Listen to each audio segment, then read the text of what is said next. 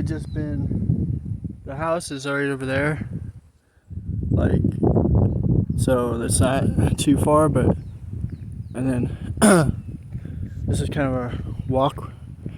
Here we go, a little journey to, it's a bit late in the day to do this, but let's just screw it.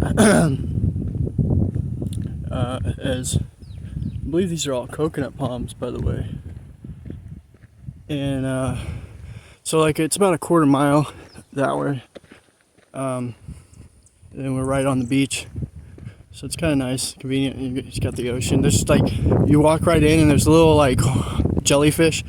What I like about everything here is it's just, you're like, when I say Eden, anything I refer to Eden since the past, like European settlement days, Europeans hibernized a lot of plants, and that means that, like, there was one strawberry, it was very sour and it was the size of a berry.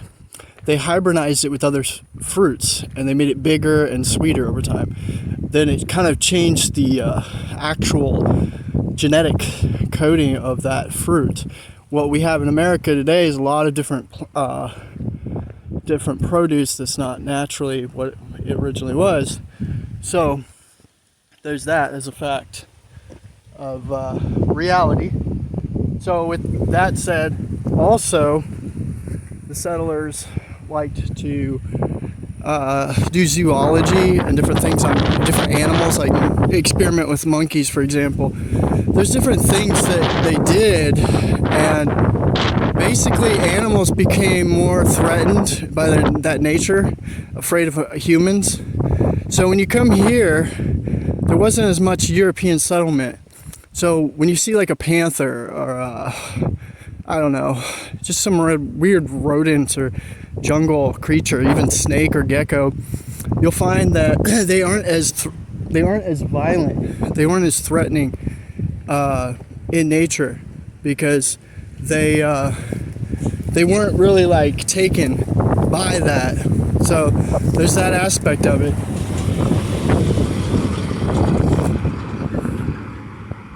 And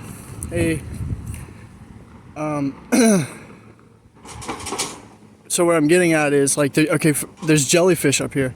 You can walk right by the jellyfish, they're not even threatened by you. So it's like, it's a connection, it's like a human resonance. I've noticed, being that I've lived in the jungle as well, I definitely don't fear any animal, like any creatures out here, because it's just not, I don't think there's any real reason to. Snakes, panthers, I mean, you might be scared, like bears. Of course, you're talking to somebody who, I had my MV 2500 high top truck I was lived out of in Tennessee in the mountains months on end, and was next to bears. You just got to connect with nature and animals, creatures that seem more powerful than you. You're actually more powerful. If you're walking around barefoot, it's not powerful, it's harnessing the same energy as them. Not to sound like some weird spiritualist, white sun worshiper, but it's just a fact. It's just how it rolls, you know. This is a nice community. Got an in-ground pool over there. Enclaves. It's a lush coconut tree there. See, so we're not too far away from the ocean. I might turn this off just so I can save some battery and be able to show you the nice sandy area, and I may try to catch a fish with my bare hands. Been reading up on it and want to try it. Again, it's a bit late in the day, but it's not as hot right now. It's going to be cool tonight. It's usually very cool at night. Stuff like that. So there's just a lot of stuff that, whether it's rhetorical or not, it's definitely, you look at it from the aspect and say, fuck it. Just go and enjoy nature. Like when you're in Eden here, it's a whole other paradox. It's definitely the naturalistic, picturesque paradigm, paradox that keeps giving. And if anything, a lot of creatures help and they give back. Like for instance, a bumblebee will help another bumblebee that's drowning or something. He'll go out of his way to save another creature, even like a different insect. A lot of people don't realize this. They think animals and creatures, bugs, insects, reptiles, reptilians are evil. Like, see there's a vulture. There's some huge vultures, you know, but really they're just cleaning up the mess of dead animals, you know. Actually, I'm not sure if that's might be a smaller vulture or just a big raven. We got some ravens out here. So there's that, and thought I'd just get that off my chest because I'm really sick of these like Netflix series where they're in the jungle and oh my god, it's poisonous snake and you can't survive, and they make it like we've been living out in the wild for hundreds of thousands of years, folks. Come on, it's actually in our genetics, you know. Whether you're vegan and you believe we should just be eating plantation, there is an aspect we do need red meat to a certain degree. It will drive you crazy. There's deficiencies, you know, iron, B12. There's different things that, since I've been on both sides of the fence on both extremes. I just have to say that and apologize for pushing my approach, and I have a video where I apologize and explain why that is further. But I'm going to shut this off and we'll carry on this conversation later when I get to the ocean, because I got a bit of a walk left yet.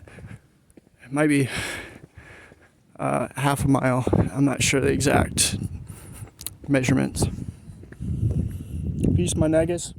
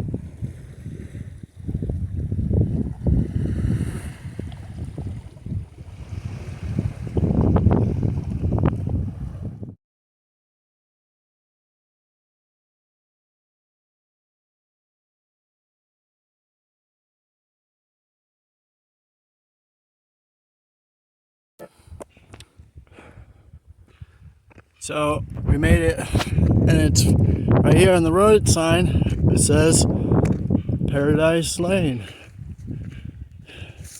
An amazing bread and breakfast that way. Watch out for that big ass puddle. Fuck. Okay. So that wasn't that bad. I've just been listening to my music. It's a good walk. A bike, you could go a bit faster. I'm not really fully there yet, but almost there. Let me pause it. Okay, I think I'm recording again. So we made it a bit closer. We're almost there. I mean, it is a nice little walk. I'd say that's feels more like half a mile, almost. Could even be more. I'm just used to walking regardless. A nice tight squeeze. It's really nice. For one reason I like is the feeling that, you know, like in the cities you feel like there's cameras everywhere, or like, you know, you just can't ever get away anywhere. Like, that's one thing, I call it the desert effect, where I'm out here, I could literally just set up a sleeping bag out here if I wanted to and just chill, and probably nobody would come by for quite a while. And of course, there's people who live over there, right on the beach. It's nice. Nice big casada, how do you say it? Houses, concrete.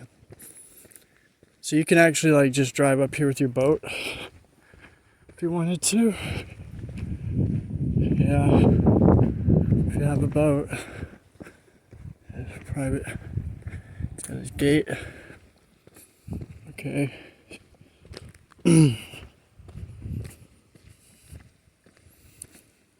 And that looks nice. Used to have a top to that. Those poles there. Looks like it either fell down. It was like a palipus. So I wanted. Oh, this is nice. They got some mulch here. Cool. Wood chips. Smells fresh. Had oxygen. Nice breeze. Got my backpack. I had some screws and I was gonna get some string and then get a worm and try to make like my own hook. But I'm gonna just try to catch fish with my hands. I can't really record this process, but you'll see jellyfish straight up, right up here on the shore. Let's see if I can find one. I'll take my shoes off real quick. Hold on. Okay. See how I can do this without falling in, because it's really slimy and slick. So I'm going out on a limb for you guys. Make sure I got nothing in my pockets here. And woo! Nice. I thought I saw an eel. Normally, depends on I guess when you come here. There are tons like jellyfish. So, but come on, fishy, I'm hungry. That's actually how throughout nature a lot of animals call out the wild, the lower cycle of the food chain. For example, a great bear will put its hand out and a fish will literally jump right into its mouth. It's insane because you're hungry, and so there's ways in nature, if you're really starving, you connect with nature, it'll feed you one way or another, whether it's like a fish, you find some orchards or berries, you won't die. Like, we've been around for a long time, you know what I'm saying? So,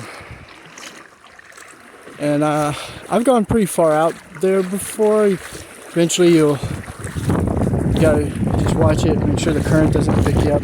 It's very nice, warm actually right now. Oh, okay. Dang, I don't see any fish at the current moment. Maybe you'll find some coconuts though. Fresh live coconut could come up.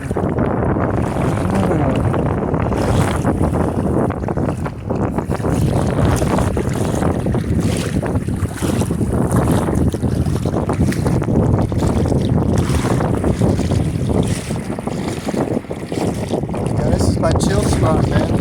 Like right over here, you can have like a party right over here. Look at that. You can have a whole bunch of people.